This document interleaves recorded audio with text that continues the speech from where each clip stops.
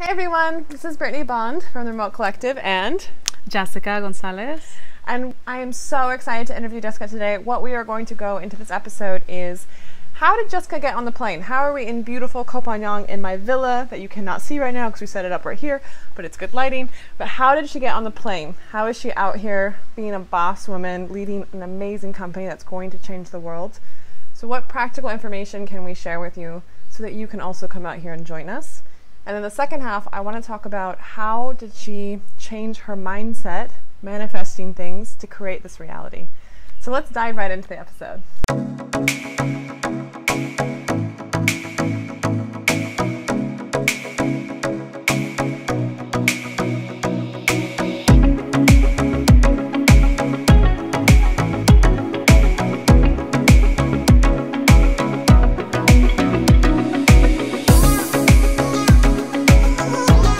So Jessica, so fucking happy to have you here. Thank you for joining us. And yeah, so I want to give everyone some practical information about you, like what helped you to get on the plane? Like how many years have you been in this lifestyle of Koh Phangan, luxury, digital nomad, traveling, doing all those things? So tell us a little bit about you. Yes, so here on Koh Phangan Island, I've been here now probably a little bit over 9 months. But before that, I was a digital nomad just traveling around the States, taking clients there. Actually was in politics for some time in Washington, D.C. before I moved to San Diego, which is right before I met my love and our CEO and founder of Master Ventures that I now work for and as part of the leadership team. And he's actually the reason I ended up on this plane that brought me to Koh Phangan Island. So half love, half business. Half love, half business, which you'll find there tends to be like some cross pollination, and what like pulls us in different directions is often what we love. So yeah. So what is your specific background? Like you were saying you did politics, but you also are in marketing, right? Or yeah. Just give it to us, sell it to us. Sure. So, okay, so when I first finished my MBA, I immediately got recruited for an IT company.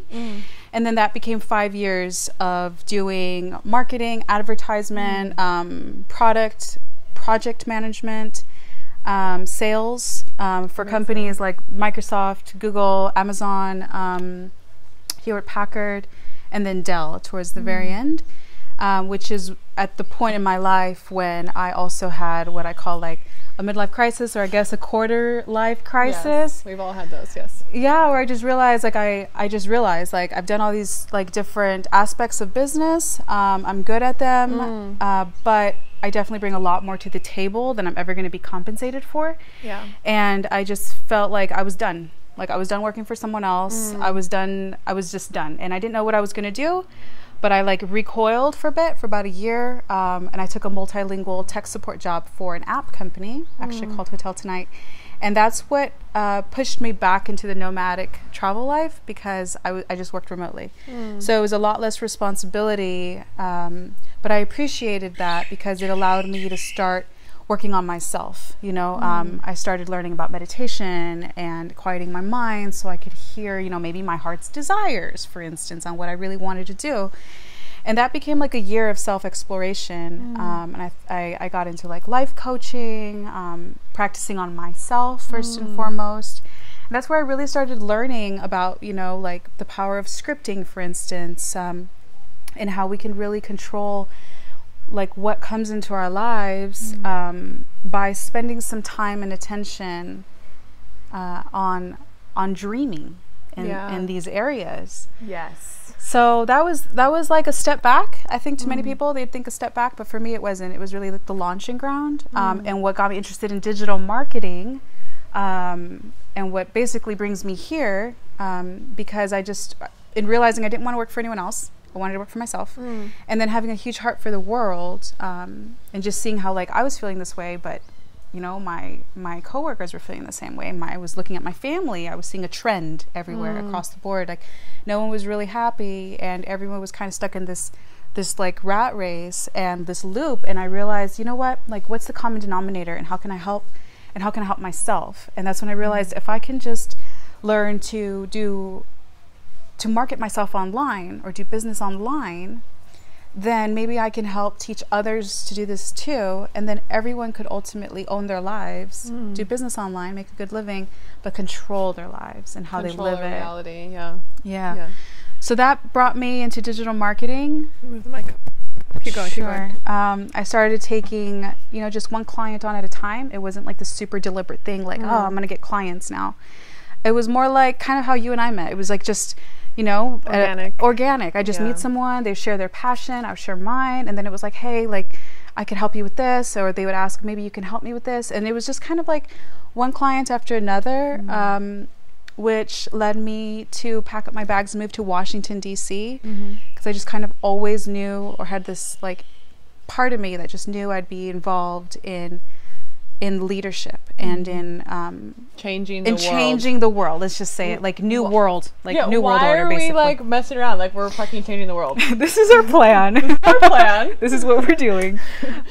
So it's amazing because actually this segues into like your original question, which is like, how did I end up on Copanhang Island, which is through Kyle, my babe. And when we met, we basically exchanged visions, like. Like he shared who he was in his heart and what he was building, which is House of Dao, this ideal new micronation that just really incentivizes and like rewards good actors, good people in the community that want to grow the community and create new products and new services to help the world. So we were very aligned with our visions and what we wanted to build.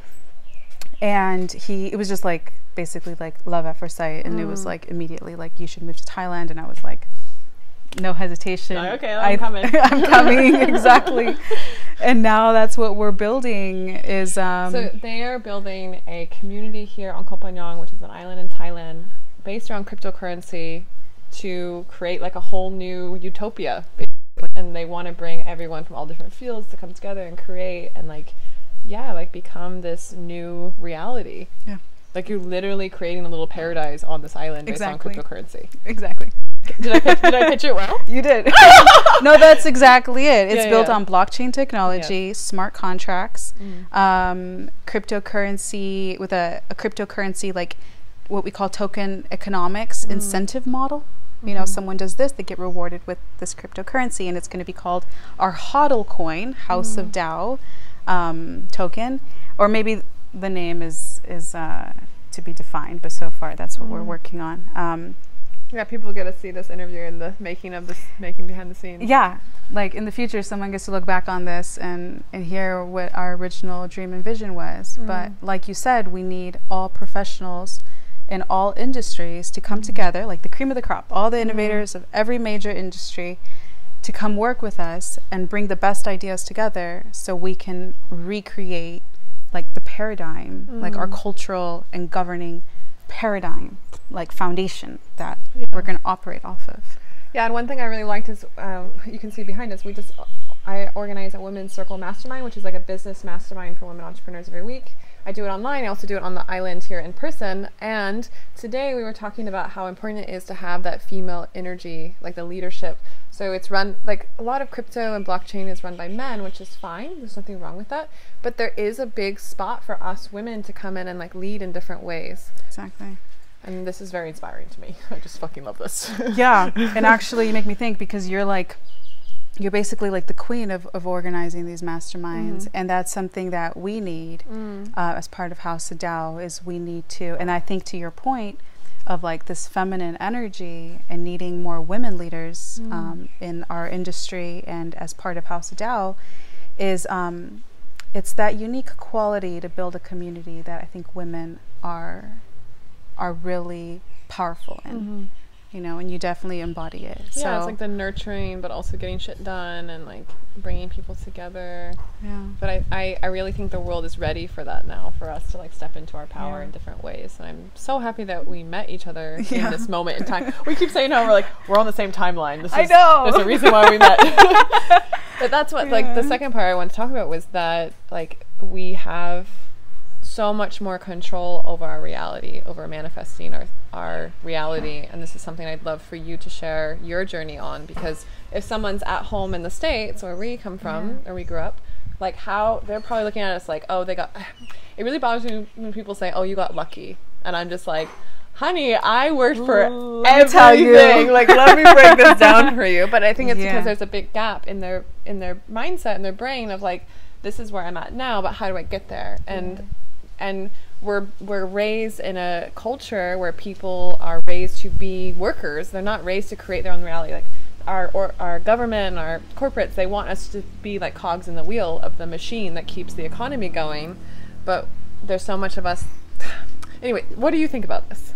I'm just going, so. Yeah, no, I'm just like, you're making me like have all these like different epiphanies.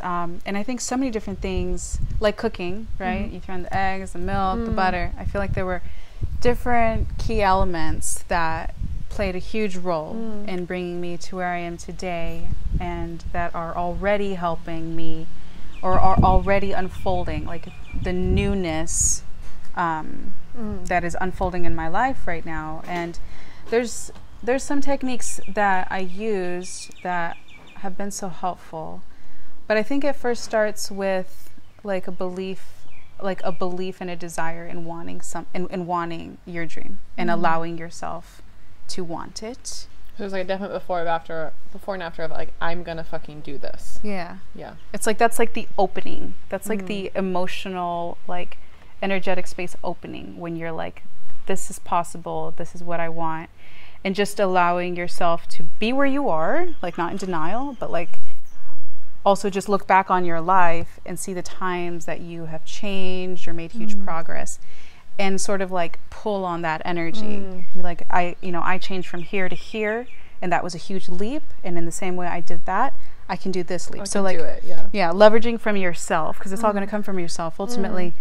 But then I think in my life, what was a huge turning point for me was when I went to this networking event called it's like a millionaire or something mindset. And I joined this program through this 3-day weekend where they basically helped us all realize our underlining core beliefs. Like just, they held a mirror up to us. And there were like some questions that they would ask us, like, what's your why? Like, what's your purpose? You know, I don't know how many like of us ask ourselves that. But it's a huge question, because it's like you said, like otherwise we're just hamsters in a wheel, and until the hamster realizes that they can get out, like they don't. Yeah, they just keep going with whatever's put in front of them. They're reacting. They're not creating. They're not creating. They're reacting. And so I think for me in my life, it was like a coincidental, like several things happened at the same time. So I wrote down like what I wanted, like straight up. I just wrote, like, in my ideal life, like, you know, what did I see myself doing, like, and how did I want to affect the world? Like, you know, if I died, I've always been kind of like gripped with this. It's like, I don't want to have any regrets. Yeah, same. I would sooner rather like go try new things than ever worry that I missed an opportunity. Yeah. Like rest in mediocrity. Yeah. Like I'd rather just like jump off the cliff than not feel like I'm doing enough to change the world. Not even try. Yeah. Like at least put it out there. Yeah. Like this is what you want. And it's amazing how responsive the universe is, because I've noticed this, you know, it's like I'll write something like a statement for myself.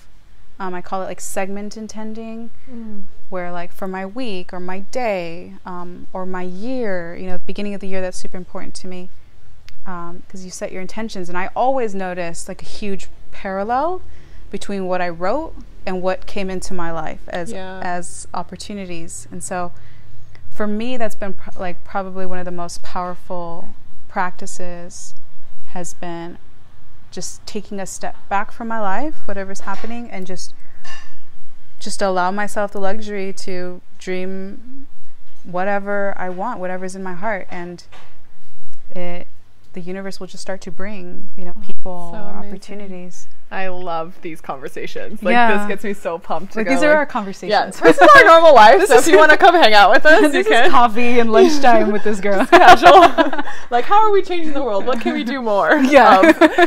But if you were, so one last thing I want to leave everyone with is like, when there's moments in your life where you had to be brave in order to take the next step, what helped you to be brave, to like gather yourself and go after? Because like these things are really good at helping people to realize what they need to do in the world, but especially as women entrepreneurs, like sometimes we wait for other people to give us permission. I'm so done with waiting for other people to give us permission to do the thing we need to do in the world. But like, what helps you to be brave? So that's a powerful question. In particular, I think, and everyone's gonna have their own trigger. But for me, and maybe it's a woman thing, I don't know, because we're always thinking about everyone else and how they're doing, is so I have this niece, and I hope she sees this. She's like, I don't know, like 15 now, Aaliyah, and she is bursting at the seams with talent. And I've held this little girl. Like, I remember her being, you know, like I met her when she was a few months old, but as a baby, I remember holding her, and now this girl's like 5'9". She's beautiful. She can sing, she can dance, and I have more nieces too, but I think when I look at them, I see their full potential. And I see them as rock stars, like superstars. And I, for some reason, have this like out of body sometimes where I look at them and I'm like, and this is that point, like that trigger point you're talking about, is what would I tell them if they were in my shoes?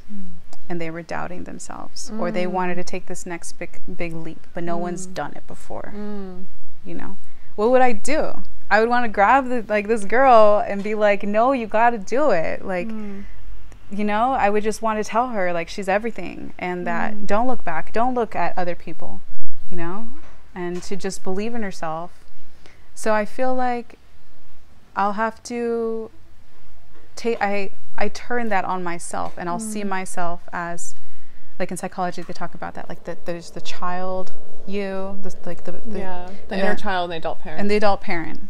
So I kind of flip into that mode, and I'll see myself as this like in childlike energy, and then I'll have like my higher self, and I just tell myself like, no, like there's just no way, like you gotta do it. You gotta do it. It's your life. Like you can't, like, once again, like no regrets. Like don't ask for permission. Yeah, just go do it. So. Oh, that's so beautiful. Thank you for sharing that. I know that's gonna help a lot of people.